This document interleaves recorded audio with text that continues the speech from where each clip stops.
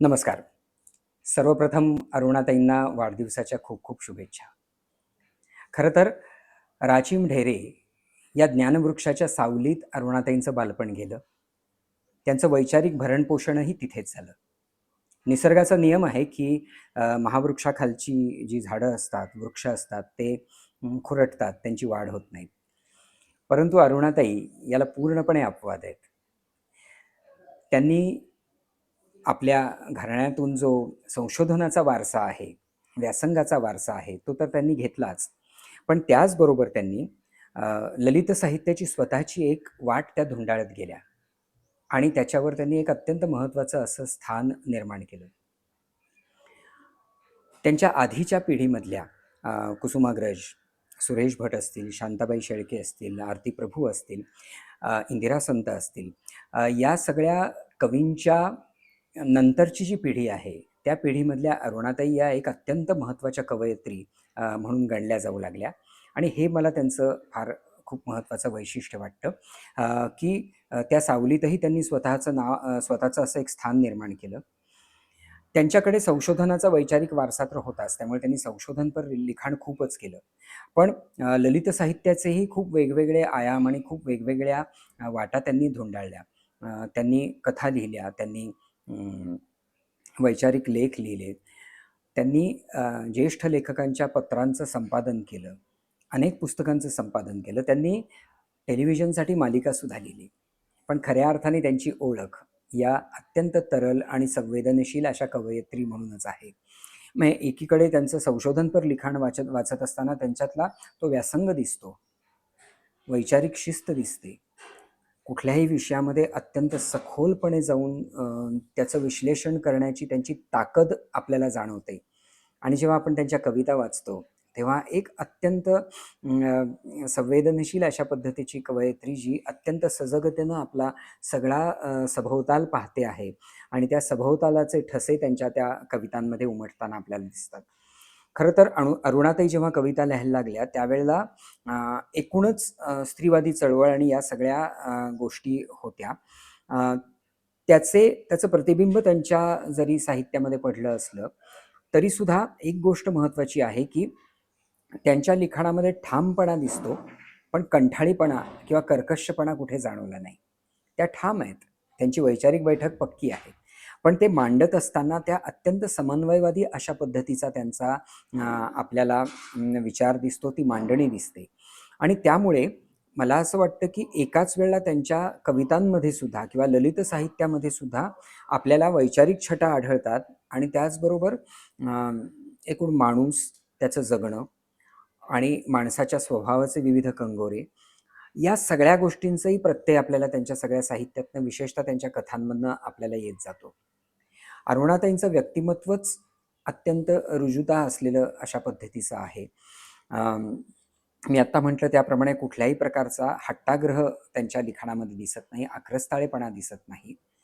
आजच्या या ध्रुवीकरणाच्या काळामध्ये अरुणाताईंच्यावरती साहजिकच वेगवेगळ्या प्रकारचे शिक्के मारण्याचा प्रयत्न झाला, अनेकदा झाला. परंतु त्यांच्या साहित्यातली जी सकसता आहे आणि त्यांच्या साहित्यातला जो सच्चा अशा पद्धतीचा सूर आहे, त्यामुळे रसिकांच्या मनामध्ये या शिक्क्यांच्या वरती त्या दशांगुळेच उरत गेल्या. कुठल्या शिक्क्यांची त्यांनी तमा केली नाही किंवा ते शिक्के त्यांच्यावरती कधी गडद झाले नाही. आणि याच्या पाठीमागे मला असं वाटतं की त्यांचं जग आणि जगणं यांच्याकडे पाहण्याची त्यांची असलेली दृष्टी आहे. याचं सगळ्यात महत्त्वाचं कारण म्हणजे त्यांची सर्वसमावेशकता आहे. आणि ही केवळ त्यांच्या साहित्यातच नाही आहे, तर त्यांच्या जगण्यातही आहे. म्हणजे वैयक्तिक अनुभव सांगायचे झाले तर कधीही अरुणाताईंना फोन करा आणि मनातलं सगळं भडाभडा त्यांच्यासमोर बोला. त्यानंतर त्या उपदेशकाचा आव जरी आणत नसल्या किंवा त्या आविर्भावात जरी बोलत नसल्या तरी संभाषण संपल्यानंतर जाणवतं की आपल्या मनातला कुठेतरी गोंधळ शमलेला आहे आपल्याला कुठेतरी वाट मिळालेली आहे. आणि म्हणून मला असं वाटतं की जुन्या साहित्यिकांचं साहित्य अंगामध्ये मुरवून, जुन्या परंपरा स्वतःमध्ये मुरवून त्यांनी नवतेचा शोध घेतला. म्हणजे परंपरा नाकारत असताना सुद्धा त्या समजून घेणं महत्त्वाचं असतं, पण त्यांनी त्या अंगामध्ये मुरवल्या आणि त्यातून त्यांनी नवतेचा शोध घेतला. आणि म्हणून मला असं वाटतं की साहित्याच्या एका अत्यंत महत्त्वाच्या टप्प्यावरती अरुणाताईंनी लिहायला सुरू करणं हे खूप महत्त्वाचं होतं आणि महत्त्वाचं आहे असं मला वाटतं.